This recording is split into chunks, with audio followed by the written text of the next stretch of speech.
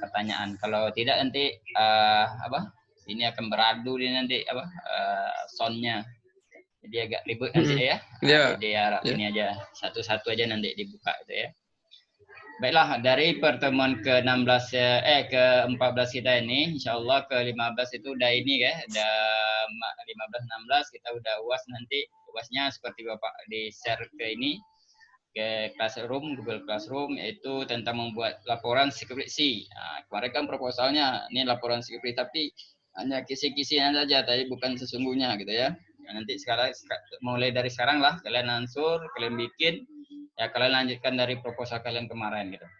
Baiklah, dalam penulisan ini penulisan hukum harus ada sistematika usulan penelitian seperti itulah yang dikatakan proposal akan kita melakukan penelitian di mana proposal itu terdiri dari topik atau pembicaraan yang akan kita teliti. Terus judul penelitian itu seperti apa gitu. Ya, nah, judulnya seperti apa?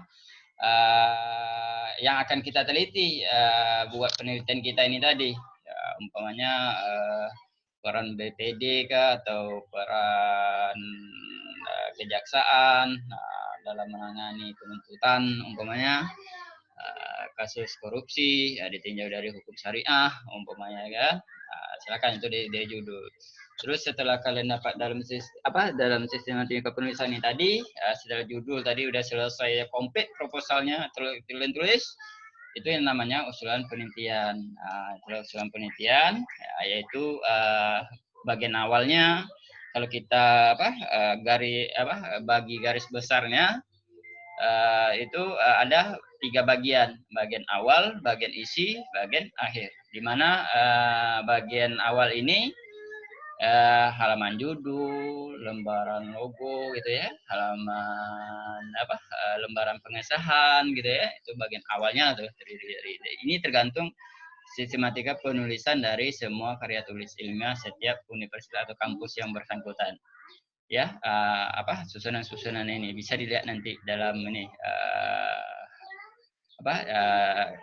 dalam penulisan kampusnya kita, karya ilmiah kita masing-masing, kampus kita masing-masing maksudnya.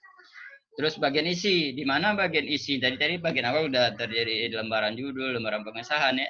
Terus bagian isi ini terdiri dari pendahuluan. Pendahuluan ini rangka teori, metode penelitian gitu ya. Terus hasil penelitian pembahasan, terus penutup. Ini bagian yang dikatakan bagian isi gitu. Bagian isi dari usulan proposal ini tadi ya. Terus bagian akhir, di mana bagian akhir ini yaitu sebenarnya literasi kita atau referensi kita yang kita gunakan akan dalam penelitian ini, seperti daftar pustaka rujukannya, buku-buku apa semacam gitu ya kan. Terus kalau ada ketika lampiran itu umpamanya kita menggunakan data-data yang tidak bisa kita hanya kopian kita dapat dari instansi bersangkutan atau di penelitian hukum kita gitu. Terus ada riwayat hidup jika ada gitu ya. Nah, ini ya yang dikatakan dalam usulan proposal sistematika penulisannya. Setelah urusan diterima nanti penelitian kita oleh pihak kampus, oleh prodi, kita melakukan penelitian di tempat kita, lokasi kita penelitian ini tadi yang kita usulkan dari proposal. Setelah kita lakukan konsultasi pembimbing kita, kita ujian ini ya, ujian seminar proposal namanya. Setelah itu kalian penelitian langsung ke ini melakukan penelitian ini, buat laporannya. Setelah penelitian ini, laporannya untuk S1 berupa itulah yang dikatakan skripsi, dan kalau S2 itulah namanya tesis, dan untuk S3 itulah namanya disertasi. Itu bentuk laporan dari karya tulis ilmiah ini tadi setelah kita lakukan penelitian. Jadi itu ya yang jadi di pertemuan kita ini. Nanti seperti apa penulisannya, nih Bapak bisa share seperti ini. Nanti bisa kalian lihat dari ini gambar nih contohnya, ini fotonya aja. Jadi yang dikatakan laporan ini tadi ini seperti kan ada nih laporan bentuk skripsinya, ada ini surat pernyataan, nota pembimbing, lembaran pengesahan, itu abstrak gitu ya. Terus dari kata pengantar, nanti pengantar kalian apalah kata pengantar yang untuk membuka satu karya tulis ilmiah silakan dibuat secara mandiri oleh kalian masing-masing. Terus daftar isi. Daftar isi ini, daftar isi lembaran ini dari pembahasan kita, umpamanya bab 1 nomor sekian ya. Bab 2 apa, nomor berapa gitu ya. Pokok setiap pembahasan sub bahasan itu kalian di daftar isi gitu ya. Terus ada daftar tabel jika ada, kalau kalian menggunakan tabel ya. Tabel 1 tentang wawancara si A, tabel 2, 3, 1 wawancara sama pihak terkait umpamanya. Itu kalau ada daftar tabelnya di mana halaman yang akan bikin gitu. Terus bab 1 pendahuluan ya. Pendahuluan itu terdiri dari latar belakang masalah ya. Penelitian kita maksudnya. Terus batasan masalah, rumusan masalah ya, tujuan dan penelitian umpamanya. Terus penegasan istilah, metodologi penelitian ya.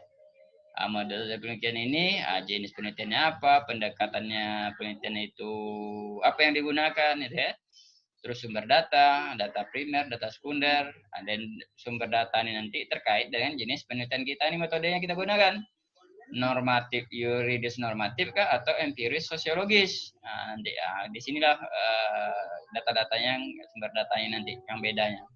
Kalau ketika data kalau ketika itu penelitian kita normatif yuridis hanya norma ya, jadi kita hanya menggunakan data sekunder yang terdiri dari hukum primer, hukum sekunder, hukum tersier. Tetapi kalau kita penelitian kita hukum kita ini empiris sosiologis sebab akibat atau perilaku hukum yang kita teliti, kita menggunakan dua data ini, data primer, data sekunder. Di mana data primer ini data pokok, data utama yang kita gunakan dalam penelitian di lapangan ini tadi.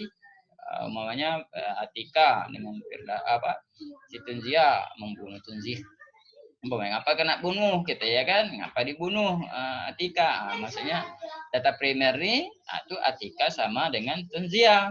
Yang kita data sekunder ini hukum yang berkaitan dengan pembunuhan tentang KUHP kah gitu ya kan, itu undang-undang perlindungan warga negara kah gitu ya kan. Itu yang dimaksud dari data sekunder, itu yang bentuknya penelitian empiris sosiologis. Terus teknik pengumpulan data, kalau empiris sosiologis ini tadi dengan wawancara, kita observasi lapangan, kuesioner gitu ya, kita kumpulkan data-datanya itu gitu. Itu yang kita gunakan. Terus kalau normatif hanya boleh juga kita tuh di lapangan wawancara pihak-pihak terkait. Bahwa kita mengerti azasnya kah, atau perbandingan hukumnya kah, atau penerapan hukumnya gitu ya kan. Tidak menjadi persoalan kalau kita melakukan normatif ini, kita menguatkan data untuk kita wawancara di lapangan gitu. Terus teknis analisis data. Analisis data kita menggunakan data yang tadi, data primer sekunder yang tadi ya. Jadi kita analisis data ini yang kita punya, kita maksudnya kita pilah-pilah satu persatu gitu ya. Bagaimana kita analisis?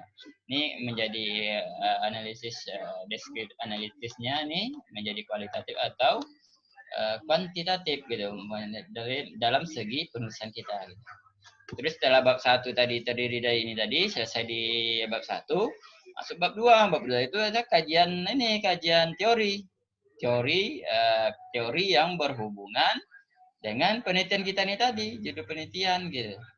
Harus ada keterkaitannya. Mana dari variabel judul kita ini tadi. Itulah kajian landasan teori. Yang ini ya, yang dibuat gitu. Terus bab 3 ini membahas tentang gambaran atau lokasi tempat penelitian kita. Kalau kita ada, kalau kita tidak, kita ganti dengan sejarahnya gitu. Sejarah dalam konsep teori. Kalau kita menggunakan konsep teori siapa nih gitu ya, bagaimana sejarahnya nih. Bisa diganti ke sana gitu ya. Kalau kita ada tempat lokasi penelitian ya gambar umum lokasi penelitian umpamanya di Bengkalis umpamanya penelitian, jadi gambar umum Bengkalis itu ya penduduknya berapa daerah teritorialnya seperti itu. Jadi itu yang dikatakan dari bab 3 nih. Terus bab 4 itu pembahasan atau bab kajian dari rumusan masalah ini tadi. Rumusan masalah di bab 1 di ini apa di poin C nih. Bagaimana peran atau bagaimana peran jaksa tadi dalam menutupi apa faktor kendala kejaksaan umpamanya kan dalam menuntut korupsi gitu ya, ditinjau tipis siasah gitu ya umpamanya. Jadi pembahasan dari rumusan masalah ini tadi. Nah, ini bab 4 gitu, bab kajiannya atau bab pembahasan gitu ya. Nah, bahaslah dari kalau A, B tadi 2 rumusan masalahnya, 2 pembahasan nih. A-nya dia 4 dari bawah 4.1 semuanya kan. Nah, bagaimana kedudukannya ini kejaksaan tadi 4.2 apa terkendala aja jelaskan di sana hasil dari pembahasan kita tadi, data-data yang kita punya gitu ya. Terus masuk ke setelah selesai pembahasan atau kajian kita bab pembahasan, kita termasuk ke bab penutup. Bab 5 ini penutup nih ya. Bab penutup ini terdiri dari kesimpulan dan saran. Kesimpulan saran ini tadi kesimpulannya apa dari pembahasan dari bab 4 ini tadi, apa kesimpulannya? Ya, dari poin A, poin B tadi ya kan, bagaimana apa kedudukan jaksa atau apa faktor kedudukan apa kendala kejaksaan dalam penanganan apa proses penuntutan korupsi gitu ya kan. Nah, itulah kesimpulannya, disimpulkan di sini poin A di bab penutup nih kan. Kesimpulan itu saran ini rekomendasi. Rekomendasi dari kesimpulan ini tadi. Kesimpulannya tadi umpamanya diberikan para pembuat undang-undang atau pihak-pihak terkait. Dibuat undang-undang itu sebagai regulasi yang sebaik-baiknya mungkin atau pihak pemerintah atau pihak mana yang direkomendasikan di sana di sini kan. Itu masuk bab 5. Terus selesai ini kan selesai nih pembahasannya. Nah, jadi masuk lagi daftar kepustakaan atau daftar pustaka. Daftar pustaka ini referensi buku-buku lah, ya kan? Terus peraturan perundang-undangan, itu website atau jurnal. Nah, silakan nanti dibuat di ini di daftar pustaka. Terus kartu bimbingan, berarti terakhir ini nanti lampiran jika ada. Jadi inilah bentuk laporan skripsi kita. Jadi format ini silakan nanti kalian lihat dalam penulisan metode apa dalam penulisan ini laporan kita ini mahasiswa di kampus kita masing-masing gitu ya. Asalkan ini nanti dilihat. Nah, jadi yang Bapak ingin di UAS tuh, kalian bikinnya seperti ini, tapi kalian bukan bikin sesungguhnya itu skripsi, tapi hanya outline-nya ya, kisi-kisi aja umpamanya terdiri dari pendahuluan, latar belakangnya apa, bla bla bla bla, B rumus masalah, bang bang bang gitu kan. Nah, kalian jelaskan dikit. Nah, terus berarti di sini formatnya udah paham nih gitu kan. Bapak mau lihat itu aja gitu. Ya, itu untuk formatnya. Jadi kira-kira kalau